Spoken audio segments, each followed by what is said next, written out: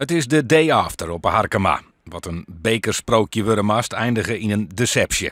De Harkieten wien blied met het feit dat ze de FC Grange op maar 2 houden ha. Maar na oren oerheerske dos benamen een soere smaak in de moelen na het smieten van een vuurwerkbom. Maar het begon al met die fakkels. Na 5 en 10 minuten volgens mij. Toen dacht ik al van nou, het zijn allemaal gasten van Groningen die daar staan en een beetje de boel lopen te verzieken. Dat had je al door. Ja, en ze begonnen zelfs te zingen van Groningen, bla, weet ik veel wat ze allemaal zingen. Weet je wat het is? Voor jongens in onze groep is het misschien wel de wedstrijd van hun voetbalcarrière als amateur. Ja, en dan wordt dat verziekt door een aantal, tenminste die noemen zichzelf dan supporter. Ja, en daar kan ik met mijn hoofd niet bij. Eerst wordt een groene fakkel smieten, later volgt een enorme knal. Daarop besluit de scheidsrechter om de wedstrijd in jaloeren stil te lezen. Een groep supporters wordt voortstuurd, een domper op dat wat een feestelijke jong worden mast.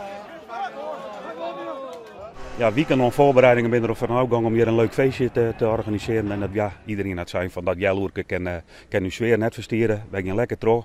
Wij gaan uitsprutsen met ons allen dat we er een feest van maken zien. En dat hebben ik dingen. De mobiele eenheid moet er na oren van de wedstrijd om te pas komen om FC Grange supporters van Sportpark de Boskaart te begeleiden.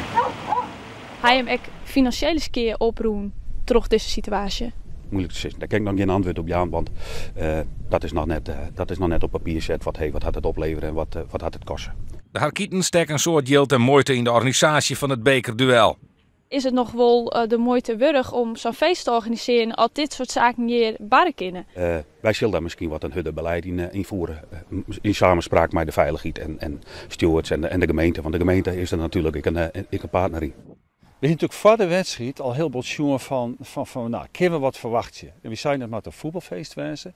Heel intensief contact alle dagen met de club, Grange, met de politie Grange, social media, we al je volgen en alle signalen weer. Het kan een mooi voetbalfeest wezen. Dus ik net dichtbouwen met risicosupporters en hekken en wat dan ik. Er is nog een soort onduidelijk. Ze bestaat het vermoeden dat het fanatieke supporters van FC Grange winnen, maar ook dat is nog net duidelijk. Daarom moet een onderzoek van het voetbalboom duidelijk gedaan. Ik had dwaanlijk met de club. Ik ga ook wittelid dat ik het voor hun spietig vind. Dus dat is de rol voor een burgemeester. De politie, het ministerie zal dwanen via mijn onderzoek. Nou, dat zal vers en plak vinden. De KNVB zullen dwanen, maar als burgemeester wil ik er wezen voor de meesten die er juist op de tribune zitten en voor de club. Dat is mijn wichtigste taak.